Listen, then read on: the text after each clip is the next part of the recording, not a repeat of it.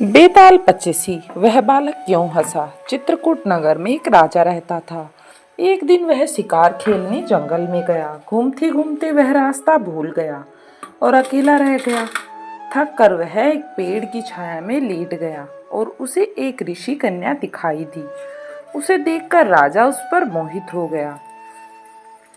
थोड़ी देर में ऋषि स्वयं आ गए। ऋषि ने पूछा, तुम यहाँ कैसे आए हो। राजा ने कहा, मैं तो यहाँ शिकार खेलने आया हूँ।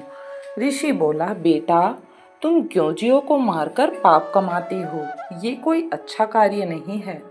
राजा ने वादा किया कि आगे से वह कभी भी शिकार नहीं खेलेगा। खुशी होकर ऋषि ने कहा, तुम्हें जो मांगना है मांग लो। राजा ने ऋषि कन्या मांगी और ऋषि ने खुश होकर दोनों का विवाह कर दिया। राजा जब उसे लेकर चला तो रास्ते में एक भयंकर राक्षस मिला। बोला, मैं तुम्हारी रानी को खाऊंगा।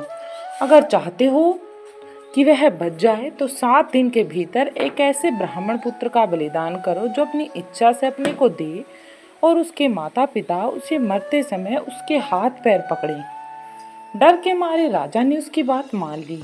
वह अपनी नगर को लौटा और अपने दीवान को सब हाल कह सुनाया।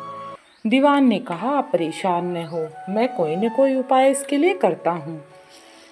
अब दीवान ने अपनी बुद्धि का प्रयोग किया और दीवान ने 7 वर्ष के बालक की सोने की मूर्ति बनवाई और उसे कीमती गहने पहनाकर नगर नगर और गांव गांव घुमाया और यह कहलवा दिया कि जो कोई 7 बरस का ब्राह्मण बालक अपने को बलिदान के लिए देगा, बलिदान के समय उसके माँ बाप उसके हाथ पैर पकड़ेंगे, उसी को यह मूर्ति और 100 गांव मिलेंगे। इतना सुनना था कि कोई न कोई तो इस ऐसी बात सुनकर तैयार होने ही वाला था। ये खबर सुनकर एक ब्राह्मण बालक राजी हो गया। उसने अपने माँ बाप से कहा, आपको बहुत से पुत्र मिल जाएंगे, मेरे शरीर से राजा की भलाई होगी और आपकी गरीबी दूर हो जाएगी। इस तरह से मैं आपके भी काम आ सकूंगा और राजा के भी काम आ जाऊंगा।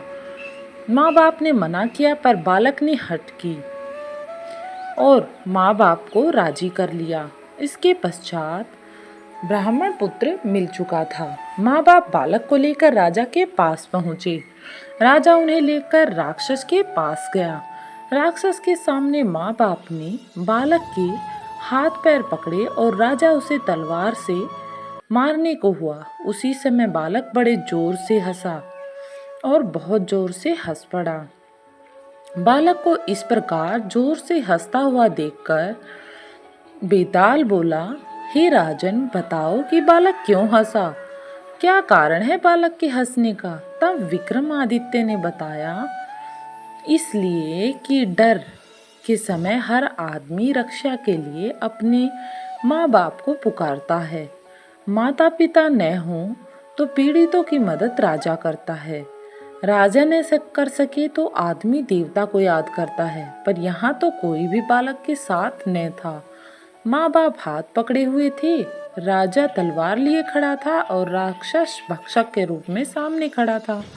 ब्राह्मण का लड़का परोपकार के लिए अपना शरीर दे रहा था। इसी हर्ष से और अचरज से वह हंसा। बस इतना सुनना था कि बेताल फिर से पेड़ पर जा चढ़ा। बेताल ने तो क्षण भर भी न लगाया, बस विक्रमादित्य फिर से उसे पकड़ने के लिए उसके पीछे पीछे भागी। जब राजा बेताल को लेकर फिर से आया तो उसने नई कहानी शुरू कर दी।